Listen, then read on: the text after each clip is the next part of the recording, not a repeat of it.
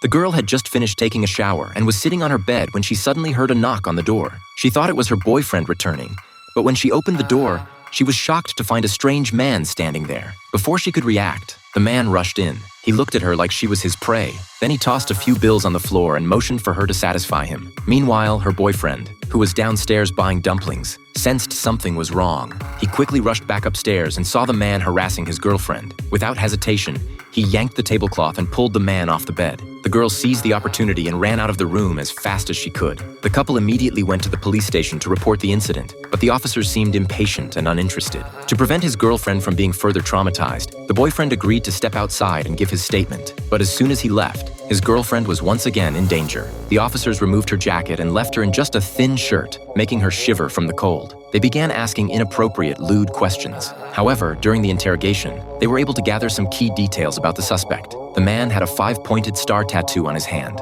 To their surprise, based on the description, the suspect turned out to be their own police captain. Meanwhile, the captain was quietly listening from behind a glass partition, fully aware of everything happening in the interrogation room. But he felt no remorse, instead accusing the victims of extortion and assaulting an officer. Even though his subordinates urged him to be careful and lay low, the captain was furious. He yelled at them before storming into the interrogation room with an evil smile. Inside, the girl was trembling in fear, fully realizing the extent of her hopeless situation. Outside, her boyfriend accidentally saw a photo of the captain with the officers. His suspicion grew, but just as he was about to act, a police officer appeared behind him, blocking his way. Jack rushed toward the interrogation room, kicked open the door, and was horrified to see his girlfriend being abused by the police. Enraged, he screamed in fury, but the officers forcefully dragged him away. His anger had nowhere to go.